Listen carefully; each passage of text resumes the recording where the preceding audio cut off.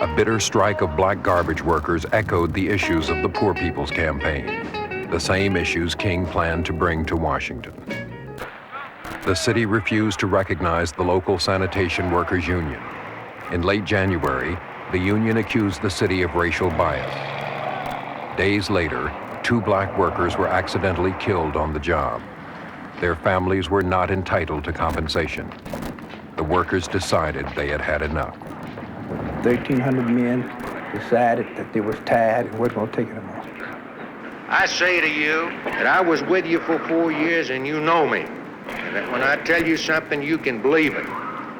We are working. Mayor Loeb's attitude toward the strikers was that of a father whose children had gone astray. He simply didn't understand that instead of a garbage strike, he had a racial problem, and he never did understand that. The mayor refused to negotiate with the union.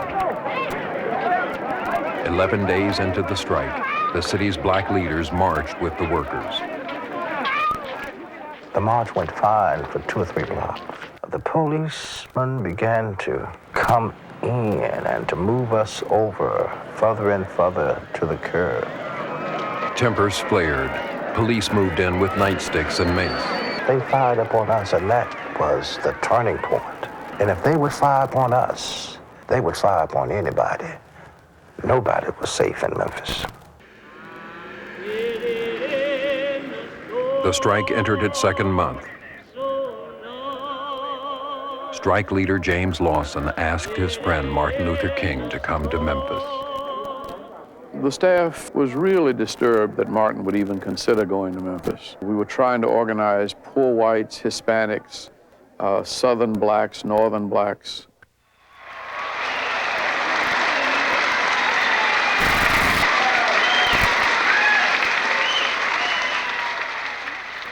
All labor has dignity.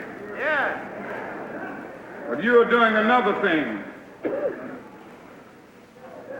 You are reminding not only Memphis, but you are reminding the nation that it is a crime for people to live in this rich nation and receive starvation wages.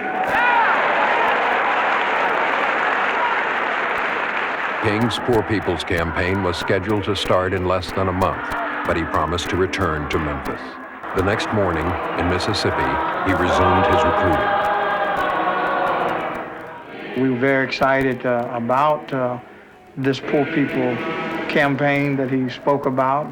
And we were able to turn people out to hear him that had never been to a mass meeting before. I'm not the only one. It's just so many of us right around. Just don't have children, don't have shoes, clothes is around. They's naked and hungry. Part time you have to cook your children pinto beans morning, down, and supper. They don't know what else get a good meal. We go work in Miss Ann's house for $2 a day. If we don't want to do that, she tell us, well, you got to move.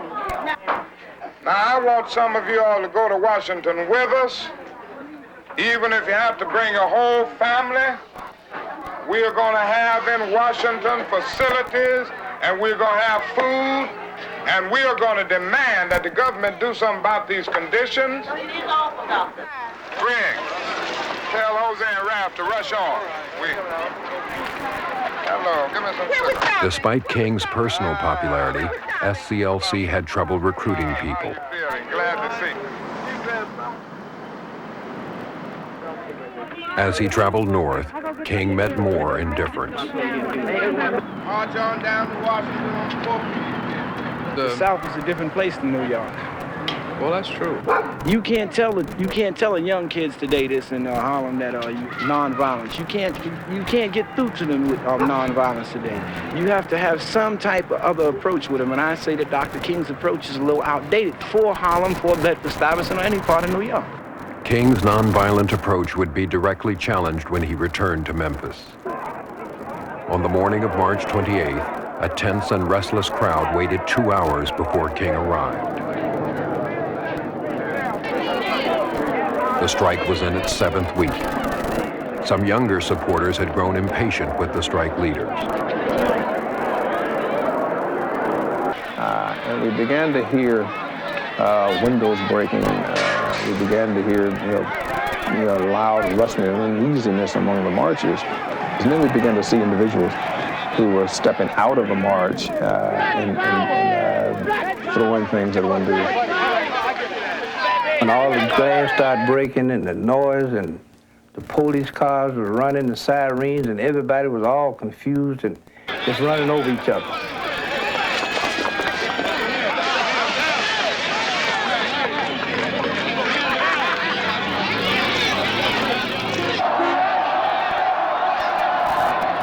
Fearing for King's safety, his aides commandeered a passing car and drove him to a nearby hotel.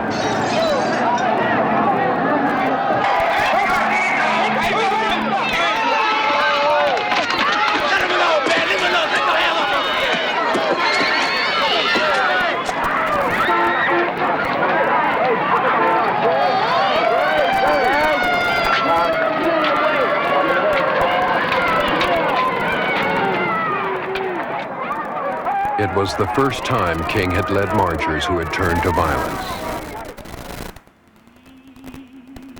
Secluded for the night, he braced himself for criticism. If he couldn't control a single march in Memphis, how could he control a mass movement of poor people in the nation's capital? The FBI, monitoring King in Memphis, used its press contacts to create doubts about the upcoming campaign in Washington. The strike continued. SCLC staffers worked to ensure nonviolence at the next march. A distraught King and his closest aide, Ralph Abernathy, left for Atlanta. That evening we went to the Abernathys for dinner, and we spent the evening at their home. And Martin, of course, liked to eat, and Mrs. Abernathy had some of his favorite food and even homemade ice cream. And we did not talk about Memphis. The news came on, and whenever there was a flash on TV about it, he got very quiet, and he was really, really sort of depressed. And I think he was more depressed that night, I believe, than I'd ever seen him, because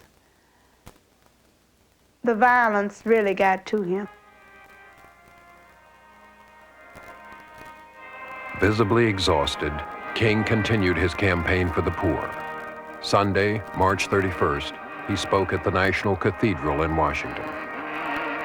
This is America's opportunity to help bridge the gulf between the haves and the have-nots. And the question is whether America will do it. There's nothing new about poverty. What is new is that we now have the techniques and the resources to get rid of poverty. The real question is whether we have the will. On April 3rd, King returned to Memphis to prove that nonviolence could work. King hoped to avoid speaking at that night's rally and to rest instead at the Lorraine Motel. And he didn't want to go to that meeting that night. He said he had sent Reverend Abernathy over, and he said, because I just didn't feel like going, but it's thundering and lightning here. We have a thunderstorm taking place. He said, but you know, Ralph has just called and said that I needed to come over. And said the people were waiting for me, and they really didn't want anybody else to speak but me. So he said, I guess I'll go on over there, and I'll call you later. He said, I'll call you tomorrow night. All we say to America is be true to what you said on paper.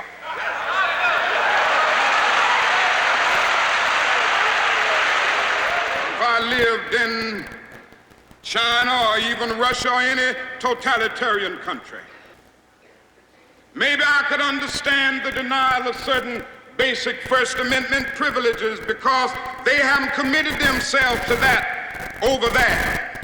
But somewhere I read of the freedom of assembly.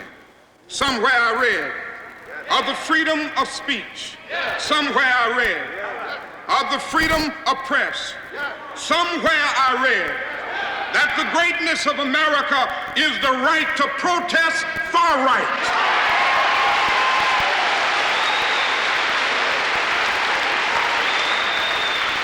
And so just as I say we aren't going to let any dogs or water hoses turn us around, we aren't going to let any injunction turn us around.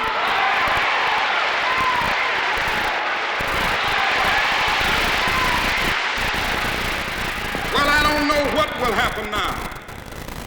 We've got some difficult days ahead. But it really doesn't matter with me now, because I've been to the mountaintop. I don't mind. Like anybody, I would like to live a long life. Longevity has its place. But I'm not concerned about that now. I just want to do God's will. And He's allowed me to go up to the mountain. And I've looked over and I've seen the promised land. I may not get there with you, but I want you to know tonight that we as a people will get to the promised land.